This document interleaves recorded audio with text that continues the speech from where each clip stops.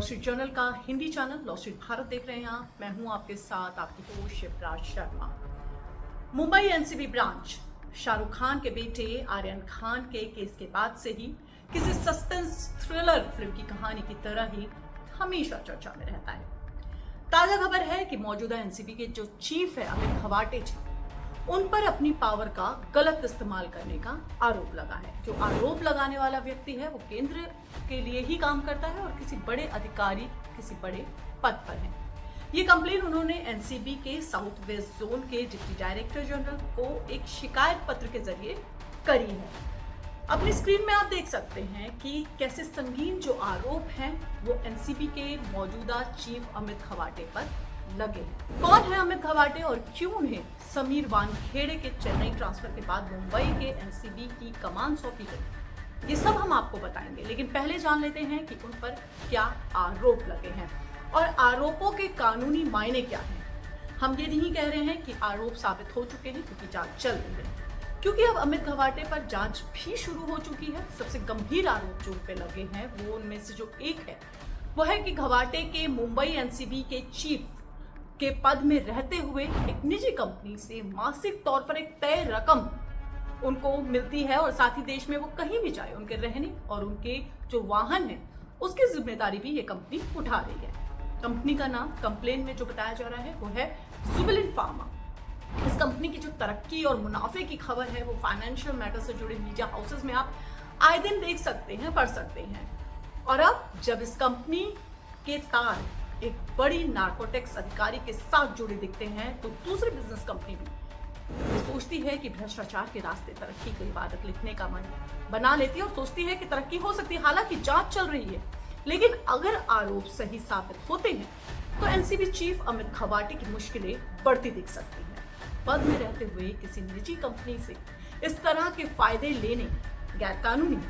बता दें आरोप ये भी है कि वे न सिर्फ खुद के लिए बल्कि एनसीबी में ही जो अंदर काम करते हैं दूसरे जो बड़े अधिकारी हैं उनके लिए भी 5 स्टार होटल्स और दूसरे ट्रांसपोर्ट के खर्चे कंपनी से कैश में करवाते हैं। बदले में वे कंपनी के लिए क्या करते हैं ये जांच का विषय है। साथ ही एनसीबी चीफ अमित खवाटे पर पूजा खेलकर की तरह ही लाल बत्ती का उपयोग करने का भी आरोप है।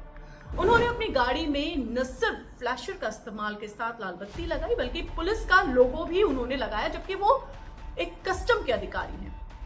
इतना ही नहीं, आरोप ये भी है कि न सिर्फ निजी कारणों के लिए सरकारी वाहन का वो इस्तेमाल करते हैं, साथ ही जो उनकी जो दूसरी यात्राएं हैं, जो उनके रिश्तेदार हैं या जो दूसरे लोग हैं उनके लिए भी वो सरकारी गाड़ी का इस्तेमाल करते हैं और जो वाहन भत्ता है उसको भी क्लेम करते हैं। और ये जो पूरा मामला है ये तब सामने आया जब आईएएस अधिकारी पूजा खेरकर को उनके पद का दुरुपयोग करने के कारण बर्खास्त कर दिया गया था।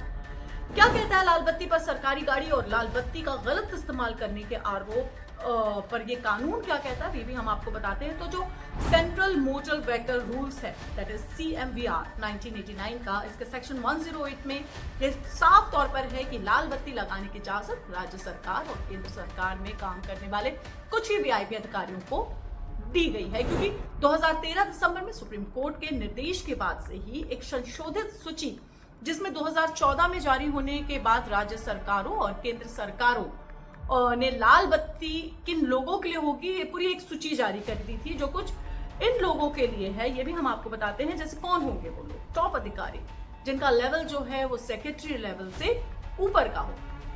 पुलिस ऑफिसर्स में इंस्पेक्टर जनरल और higher and regional commissioners level के जो अधिकारी की लाल बत्ती की इजाजत उनको होती है, लेकिन वे गाड़ी में लाल बत्ती तो लगा सकते हैं लेकिन उसमें फ्लैशर का उपयोग वो नहीं कर सकते हैं।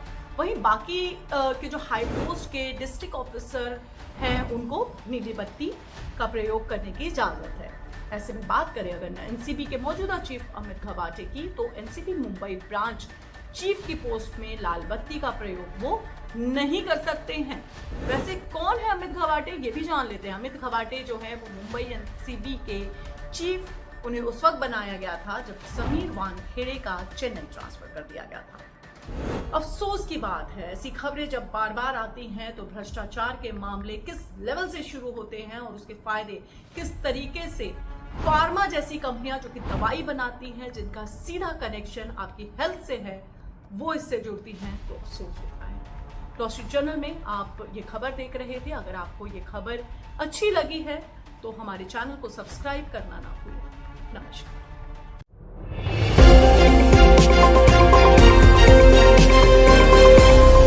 लॉ स्ट्रीट भारत, राष्ट्र के हित में।